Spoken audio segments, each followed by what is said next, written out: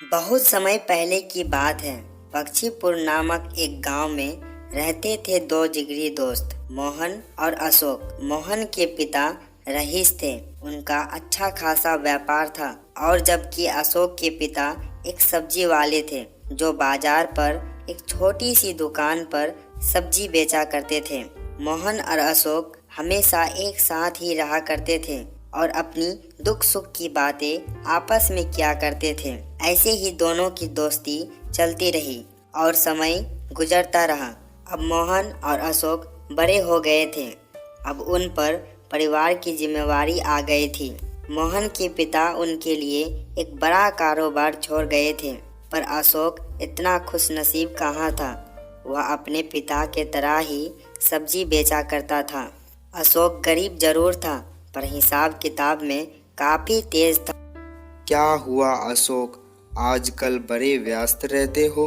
हूँ मोहन, तू तो जानते हो मैं जैसे तैसे अपना घर चला रहा हूँ। अशोक मेरे मित्र, तू पढ़ाई लिखाई में मुझसे आगे हो, क्यों ना तुम मेरे व्यापार का सारा हिसाब किताब का काम संभाल लो।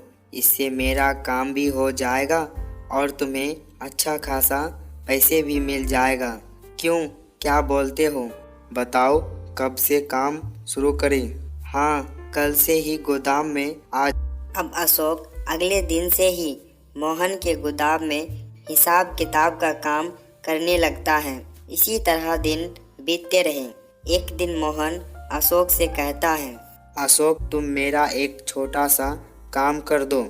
मैं कुछ दिन के लिए बाहर जा रहा हूँ। ये लो 5,000 रुपये, जो तुम मेरे बेटे के खाते में जमा करवा दो। पर शाम तो अभी छोटा है, इतना सारा पैसा उसके लिए? अरे, इसके आगे की पढ़ाई के लिए है, मैं हर साल जमा कराता हूँ। ठीक है, मैं जमा करा दूंगा। अब अशोक घर चला आता है और वह सोचने लगता है। एक मोहन है जो उसके बेटे के लिए इतना सारा पैसे जमा करा रहा है, और मेरा तो सारा खर्च निकाल कर भी महीने के 100 रुपये बचते हैं। सिर्फ 100 रुपये से क्या होगा? कोई तो उपाय होगा ज़्यादा पैसे कमाने का। ऐसा सोचने के बाद अगले दिन अशोक गोदाम में हिसाब किताब का काम कर रहा था। उसने एक दिमाग लगाया। हर बोरे पर 510 रुपये की है। अगर मैं इनमें से 2 रुपये भी निकाल लूँ तो 20 बोरी पर मुझे 40 रुपये मिलेंगे और महीने के 1200 रुपये होगा। हाँ, इतना मुनाफा काफ़ी होगा। ऐसा सोचने के बाद अशोक अब हिसाब किताब में गड़बड़ी कर देता है और ऐसे ही दिन निकलते गए। देखते ही देखते एक साल गुजर जाता है। मोहन को गड़बड़ी की कोई खबर नहीं थी। एक दिन एक व्यापारी मोहन के पास मिलने आता है। आइए आइए सेठ जी। कैसे हो मोहन? सब ठीक। मैं यहाँ कहने आया हूँ कि अब से मुझे 40 बोरियों की अनाज की जरूरत होगी। अच्छा बात है सेठ जी, आपको मिल जाएगा। पर दाम थोड़ा कम हो जाता तो?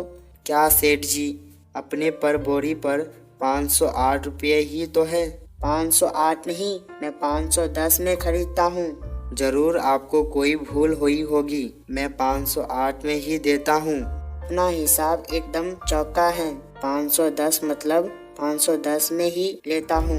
अब मोहन को थोड़ा शक होने लगता है।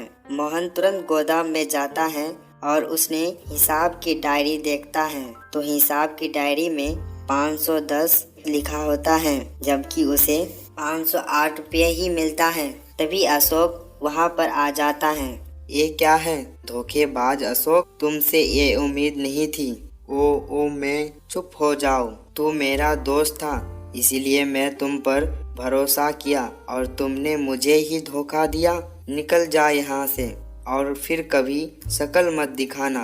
अब अशोक को अपनी गलती का समझ आ गया था, पर उस दिन के बाद से दोनों की दोस्ती हमेशा के लिए टूट गई। उसका कारण था अशोक का लालच। तो दोस्तों, लालच के कारण दोस्त भी टूट सकती है और रिश्तेदार भी टूट सकती है। इसीलिए कभी भी लालच नहीं करना चाहिए।